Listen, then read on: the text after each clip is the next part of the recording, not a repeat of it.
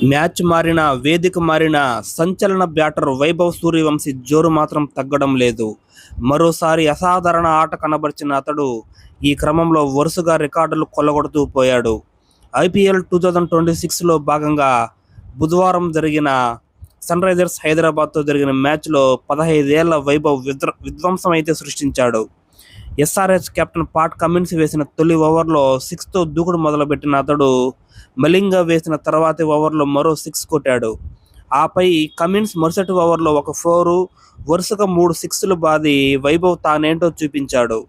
సాకిబ్ వేసిన తర్వాత ఓవర్లో అతను కొత్త రికార్డు అయితే సృష్టించాడు. తొలి 6తో గేల్నైతే సమం చేసిన వైభవ్ తర్వాత 6తో గేల్నైతే అధిగమించాడు. మూడో 6తో 16 బంతుల్లోనే అర్ధ సెంచరీ పూర్తి చేసుకున్నాడు. ఐపీఎల్ నాకౌట్ మ్యాచ్లో అతను fastest half century Suresh Raina 2014 సంవత్సరంలో ఉన్న రికార్డును అయితే సమం చేశాడు. ఐపీఎల్ మ్యాచ్ పవర్ ప్లేలో అత్యధిక 6లు 8 కొట్టిన ఘనత కూడా వైభవ్దే అయింది. ఆ తరువాత కూడా అతను తగ్గలేదు. అర్ధ సెంచరీ తర్వాత కూడా 12 బంతుల్లో అతను 4 4లు 4 6లతో మరో 43 పరుగులు రాబట్టాడు. సాకిబ్ ఓవర్లో వరుసగా 4, 6 కొట్టిన తర్వాత హింగే ఓవర్లో మరింత చెలరేగిపోయాడు.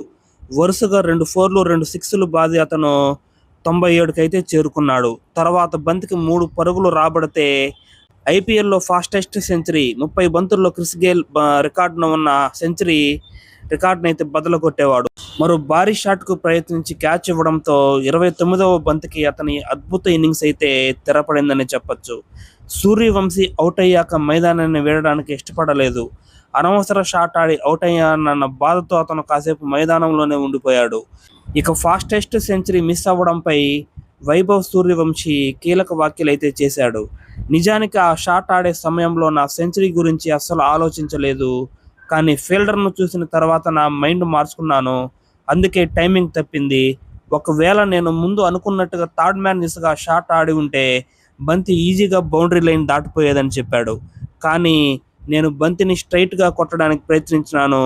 అదే నేను చేసిన తప్పు అని, షాట్ సరిగ్గా కనెక్ట్ కాకపోవడంతో అవుట్ అవ్వాల్సి వచ్చిందని ఇన్నింగ్స్ బ్రేక్ సమయంలో వైభవ్ అయితే పేర్కొన్నాడు. అదేవిధంగా సన్ రైజర్స్తో జరిగిన నాకౌట్ మ్యాచ్కు ముందు ఎలాంటి ఒత్తిడి తీసుకోవద్దని రాజస్థాన్ కోచ్లు అందరూ తనకు చెప్పారని సూర్యవంశీ అయితే వెల్లడించాడు. కాగా వైభవ్ అద్భుత ఇన్నింగ్స్ను గాను ప్లేయర్ ఆఫ్ ది అవార్డును అయితే దక్కించుకున్నాడు. ఈ మ్యాచ్ అనంతరం పాట్ కమిన్స్ మాట్లాడుతూ, వైభవ్ సూర్యవంశీ అద్భుతమైన ఇన్నింగ్స్ ఆడాడు. ఆ సమయంలో మా బౌలర్లకు పెద్దగా ఆప్షన్స్ లేకుండా చేశాడు. అతడిని ఆపేందుకు ఏం చేయాలో కూడా నాకు అర్థం కాలేదు. పిచ్ బ్యాటింగ్కు అనుకూలంగా ఉంది, కానీ మ్యాచ్ ఫలితంలో మాకు మార్జిన్లు చాలా తక్కువగా ఉన్నాయి. ఏదేమైనా వైభవ్ ఆటకు క్రెడిట్ ఇవ్వాల్సిందే. యార్కర్ కొంచెం మిస్ అయినా వైభవ్ వాటిని వదలకుండా సిక్సర్లుగా మలిచాడు. ఇక టాస్ గెలిచి ఫీల్డింగ్ ఎంచుకోవడంపై నాకేమీ పాశ్చాత్తాపం లేదు. ఎందుకంటే వికెట్ చివరి వరకు కూడా బ్యాటింగ్కు అనుకూలంగా ఉంది. ఈ సీజన్ ద్వారా మేము యువ ఆటగాళ్ల ప్రతిభనైతే వెలికి తీశాము. మేము టోర్నీని ఓటమితో ముగించినప్పటికీ ఒక పరిపూర్ణమైన జట్టుగా మాత్రం నిలిచాం. ప్రఫుల్ అలాగే సాకిబ్ల రూపంలో 2 నాణ్యమైన ఇండియన్ పేసర్లు వెలుగులోకి వచ్చారు. టోర్నీ అంతటా వారు అద్భుతంగా బౌలింగ్ చేశారు. ఐపీఎల్ చరిత్రలో ప్లే ఆఫ్స్ చేరుకున్న యంగెస్ట్ టీమ్స్లో ఒకటిగా సన్ రైజర్స్ నిలిచిందని పాట్ కమిన్స్ అయితే చెప్పాడనమాట. ఆ 97 పరుగుల్లో 6లు 4ల ద్వారానే 92 పరుగులు అయితే చేశాడనమాట. ఏకంగా 12 6లు 5 4లు బాది సన్ రైజర్స్ బౌలర్లను అయితే ఊచకోత కోశాడు. అయితే సెంచరీ మిస్ అవడంతో ఈ యంగ్ బ్యాటర్ తీవ్ర భావోద్వేగానికి అయితే గురయ్యాడు. దీనంగా పెవిలియన్ వైపు నడుచుకుంటూ వెళ్లడం ప్రేక్షకుల గుండెల్ని పిండేసిందనే చెప్పొచ్చు. బ్యాట్తో తలబాదుకుంటూ వెళ్తుండగా హైదరాబాద్ ప్లేయర్లు వచ్చి బుధం తట్టడం మ్యాచ్కే హైలైట్గా నిలిచింది. అయితే వైభవ్ సునామీపై క్రీడా ప్రముఖులతో పాటు సినీ రాజకీయ నాయకులు ప్రశంసల వర్షం అయితే కురిపించారు. బాస్ బేబీ అంటూ యువరాజ్ ట్వీట్ చేయగా, మై గుడ్నెస్ అతను అద్భుతం అంటూ కెవిన్ పీటర్సన్ కొనియాడాడు.